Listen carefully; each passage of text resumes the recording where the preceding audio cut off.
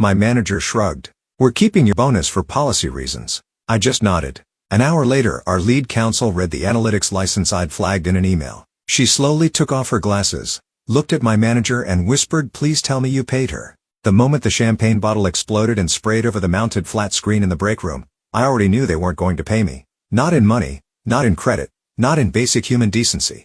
The system I built, line by line, sleepless night by sleepless night, just hit 400% above projected traffic. Real-time usage metrics rolled across the monitor like fireworks. API uptime flawless, dashboards responsive, cross-departmental reporting humming like a goddamn Tesla coil. The product was alive, breathing, efficient, stable. That wasn't luck. That was me. People clapped. Marketing posted celebratory selfies. Sales handed out those corny foil balloons that say #GOAT. I stood off to the side, sipping lukewarm LaCroix and watching my own work being passed around like a corporate party trick. I wasn't mad.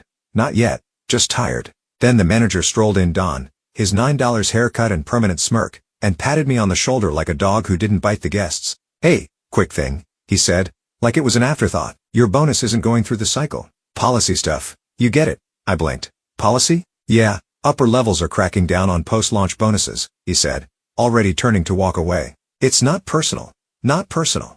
Like my weekend spent babysitting database failures weren't personal. Like the clause I negotiated in our licensing contract, line 13.2, subsection D, third-party retention condition, wasn't damn personal. Like the blood in my coffee wasn't personal. I didn't respond, didn't scream, didn't pull a Jerry Maguire and flip the printer off its tray. I nodded once and said, "Got it." What I really got was this. They thought I was replaceable. The woman who rebuilt their data stack from the ashes of a contractor's half-finished garbage heap could be filed under cost containment. That policy was an acceptable insult to someone who literally negotiated the terms of legal use for the company's analytics vendor. That I wouldn't notice the way Don flinched when he said it, that I'd just keep showing up, smiling, like a cog in the machine that I built. I walked back to my desk. Noise of the room dimmed like someone turned down the treble on reality. My inbox was full of congrats. And "can you hop on a quick call?" requests. Everyone wanted something: metrics, charts, proof the system was real and not just smoke and mirrors. I gave them what they wanted.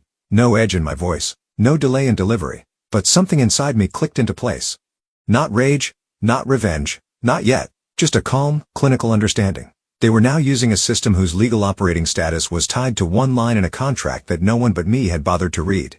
And that line had one condition: my employment. So when Don handed me that non-answer and walked away like I was lucky to still have a badge, he wasn't just stiffing me a bonus. He was pulling the pin on the very grenade I'd buried in the foundation of their precious platform. All I had to do now was let gravity take its course. I didn't tell anyone, didn't run to HR, didn't slack my beastie in legal. I just opened my encrypted folder, found the PDF.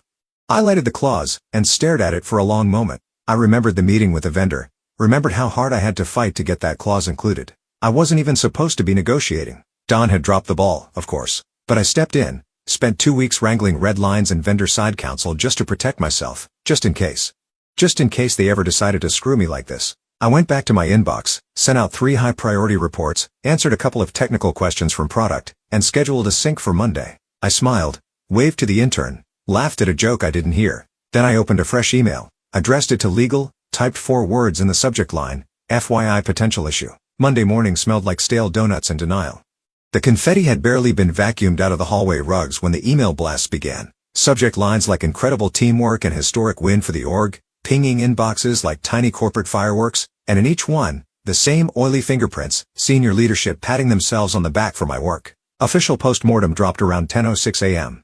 A neat PDF dressed in charts I designed, colored and branding I customized, stitched together with metrics pulled directly from my system's spine. There was a 2-page summary of the architecture, written in third person like it was discovered in a field instead of engineered over 2 years of unpaid weekends. And nowhere did it say my name. The authors, product lead, VP of Ops, and Don. Fucking Don. The man who once asked me if Python was the snake one had signed off on a technical overview that included phrases I wrote verbatim in Slack 6 weeks ago. My name was gone. My contributions reduced to vague references about cross-functional input. I wasn't a person. I was a bullet point. I didn't say a word. No passive-aggressive emoji reactions. No just looping myself in here replies. Opened a new local folder and labeled it simply insurance. In it, I started dragging copies, Slack threads, design drafts, version histories, architecture diagrams with timestamps. Not in anger, in preparation. A war doesn't start with a cannon blast. It starts with someone quietly sharpening a knife.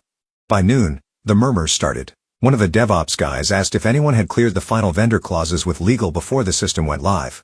Some weird stuff in Appendix D, he said casually, sipping from a World's Oakest engineer mug. I kept my eyes on my screen, cleaning out post-launch cache reports. A project manager replied, legal probably skimmed it, right? I mean, nothing's come up. I smiled. Faintly. The kind of smile you give a magician right before he realizes the rabbit's chewing through his sleeve.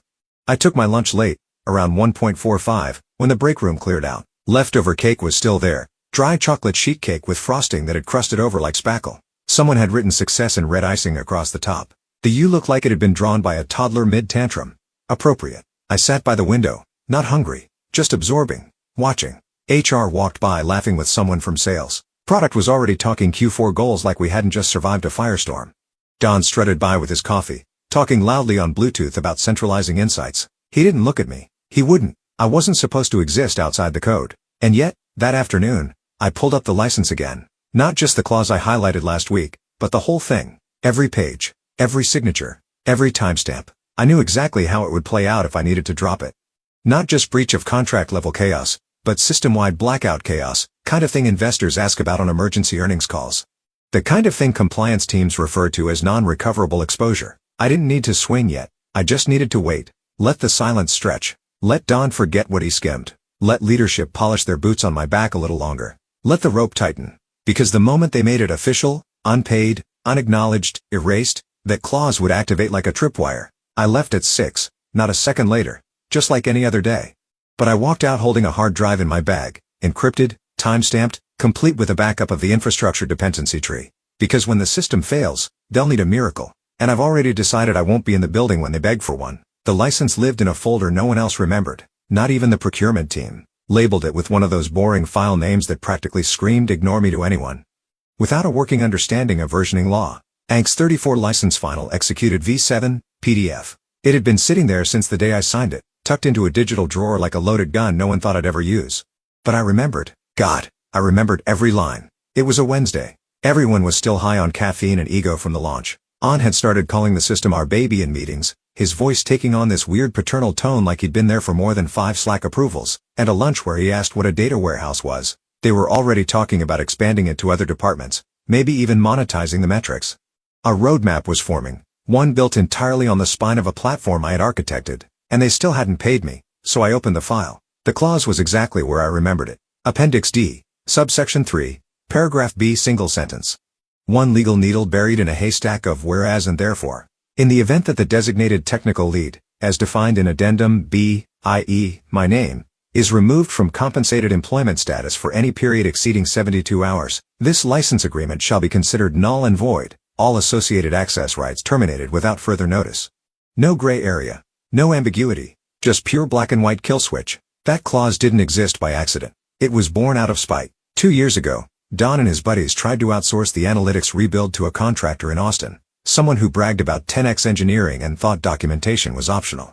I caught the Slack messages by mistake, were ready to cut me out entirely, said I was too protective, overly opinionated, and my salary was a cost inefficiency. So I made a call to the vendor, explained the situation, said we needed stronger language, made them put my name in the contract. If they wanted to use their software, I had to be paid, not just employed, compensated. I wanted to make sure they'd never get to erase me quietly. And now, we're standing on a legal landmine with both feet. I minimized the window, took a sip of my coffee, and opened Outlook, drafted a new message to our internal legal counsel. No drama, no warning shots, just 4 lines, subject, FYI potential issue. Hi, Rebecca. Looping you in on the analytics license, specifically Appendix D. There may be compliance implications if current compensation structure isn't aligned. Attaching for your review. Attach the contract, PDF. Original signature, timestamped. Let the document speak for itself. Then I hit send. Nothing dramatic. No bells, no fire alarms. But as soon as I clicked that little paper airplane icon, the entire game changed. Because now, it wasn't just about feelings. It wasn't about fairness or recognition. It was about legality. It was about governance. It was about how fast a company can fall apart when the one person who actually read the contract decides to stop protecting them from their own laziness. I didn't watch for the read receipt, didn't refresh to see if she replied. I just leaned back, stretched my neck, and listened to the hum of the servers my code still fed. They could keep pretending I didn't matter. But now, every breath the system took was technically illegal, and I was the only one who could revive it. First sign was the silence. Not absence of noise silence, targeted silence, the kind that spreads in pockets. The kind that's engineered. Legal pinged Dawn on Thursday morning. I know this because Rebecca, our lead counsel, CC'd me in the message. Just a brief, polite ask for clarification around the analytics licensing structure. Following up on Appendix D, she wrote, with all the dispassionate calm of a surgeon prepping a scalpel. Dawn didn't respond. Not immediately, not even after she followed up with just want to confirm current compensation alignment to ensure license compliance. He left it unread for 6 hours. I watched his Slack status bounce between active and in a meeting, the little green dot flickering like a heartbeat. Then something curious happened. I got removed from the Data Ops Slack channel. No warning, no explanation, just poof. 1 second I was there, eating a thread about integrating new endpoints. The next I was staring at you no longer have access to this workspace. Like I'd been voted off the island. Same thing happened with the morning stand-up invite. It vanished from my calendar. I only noticed when I saw a screen share notification pop up from the Zoom room I was supposed to be in. It blinked, then disappeared. They were icing me out. Don probably thought he was being strategic, contain the fallout, emit my exposure, start restructuring without the headache of confrontation. Maybe he thought if he starved me of access, I'd give up, walk away, quietly fade into the HR archives like so many others. Instead, I opened a new spreadsheet and titled it Critical Dependencies Analytics V3.6. I started listing everything: daily sales, dashboards, powered by my pipeline.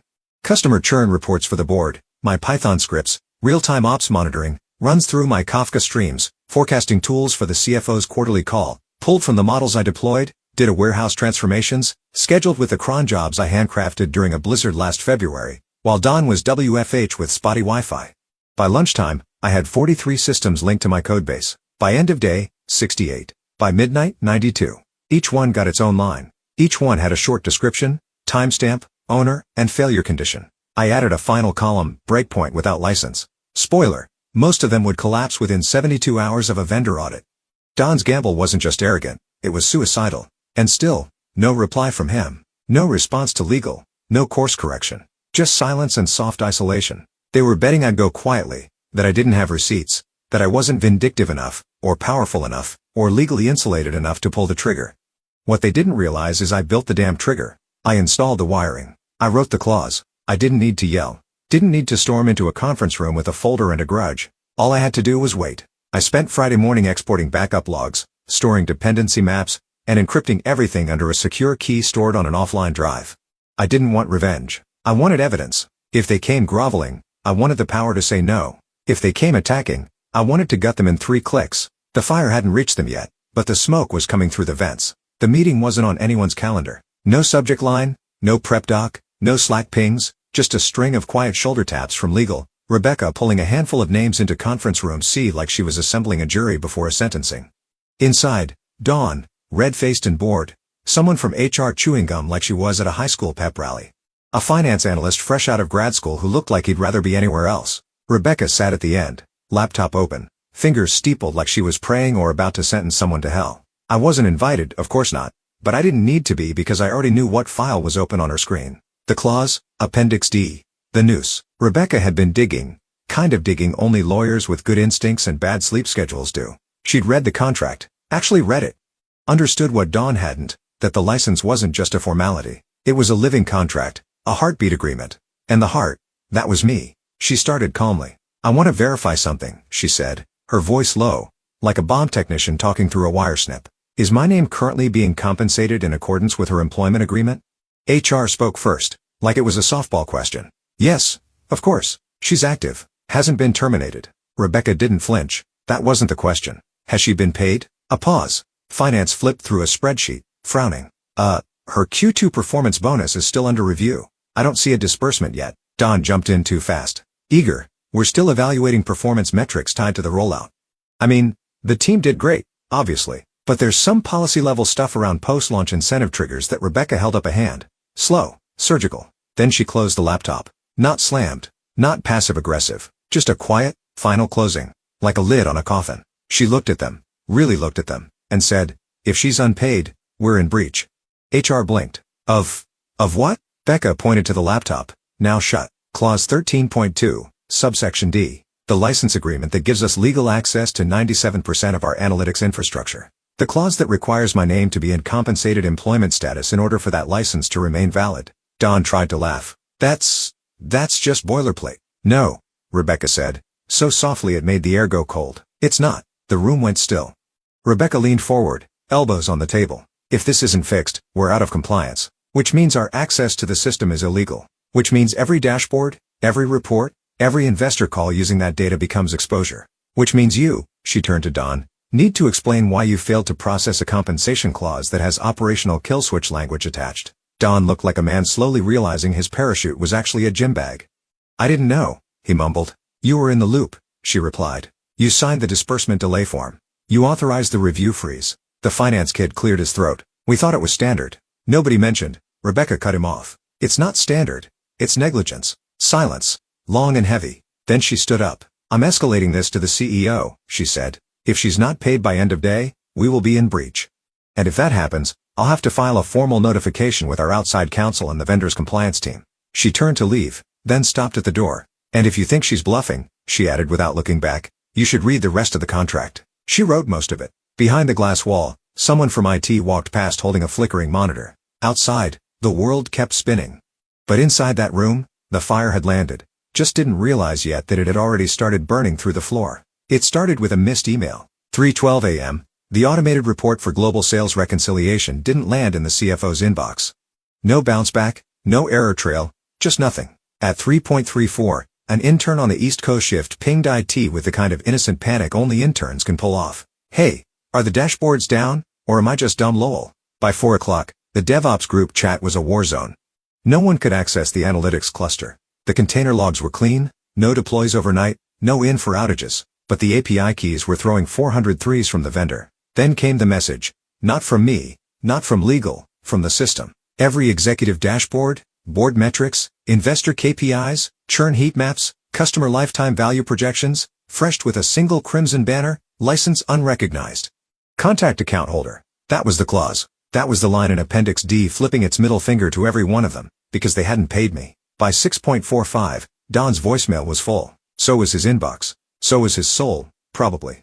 People started hovering near his door like kids watching a house fire. I watched the whole thing from the break room, feet up, sipping burnt-off-his coffee from a chipped mug that said data never sleeps. Ironic. I wasn't gloating. I wasn't even smiling. I just existed. Calm, present, a ghost in the machine. By 7:30, IT had escalated to legal. Legal had escalated to Rebecca. Rebecca didn't ping me. She didn't have to. By 8:02, she was outside the CEO's office, black binder in hand. I could see her through the glass wall, speaking low and fast, ace pale but composed. The CEO looked confused, then concerned, then still. By 8:15, the emergency meeting was called. No Zoom, no calendar. In person only. The subject line on the invite said one word. Urgent. I was not invited, again. But that didn't matter. My name was already in the room. Don tried to spin it. Of course he did. Said it was a technical hiccup, a vendor-side handshake misfire. Rebecca slid the contract across the table. Laws 13.2, subsection D, termination upon non-compensated status of the designated technical lead. The room was quiet. The CEO asked, is this real? Rebecca just nodded. Is she still on payroll? Finance shook their head. Don tried to talk, got waved off like a mosquito. I was still in the break room, still sipping.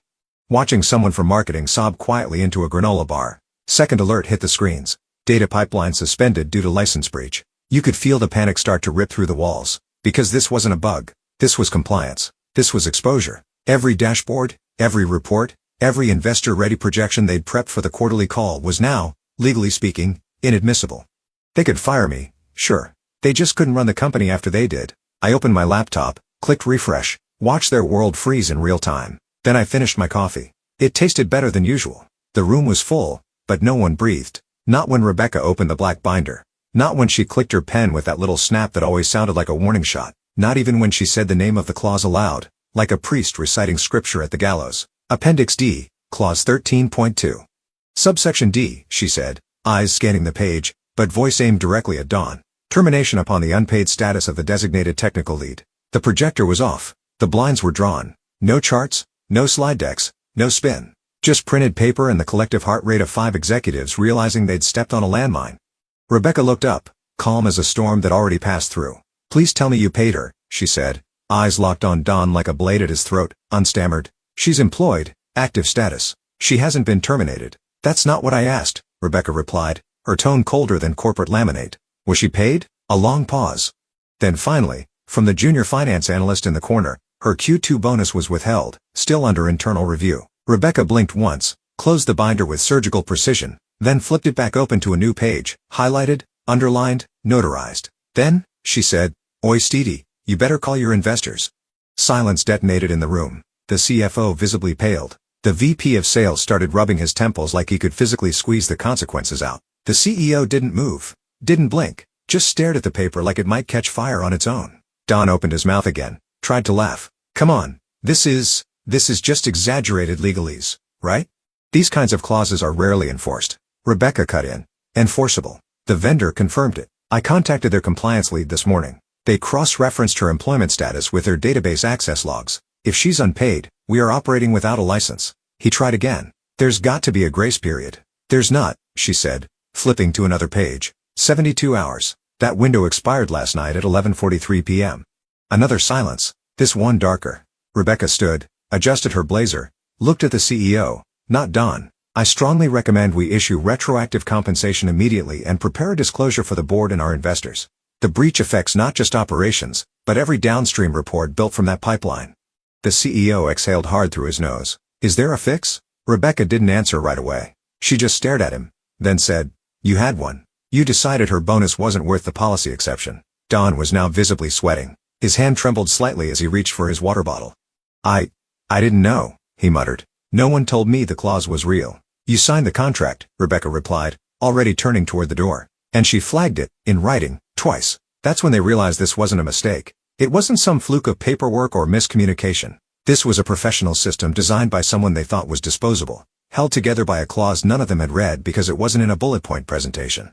Rebecca paused at the door. "I'll draft the disclosure. Let me know if you want me to include your names." Then she walked out, just like that. No gavel, no smoke, just reality settling like dust. Inside the room, no one moved. Outside, the platform remained dead. Dashboards blank, numbers gone, truth undeniable, and me? I was down the hall, eating against the vending machine, watching the power drain from the people who thought I didn't matter.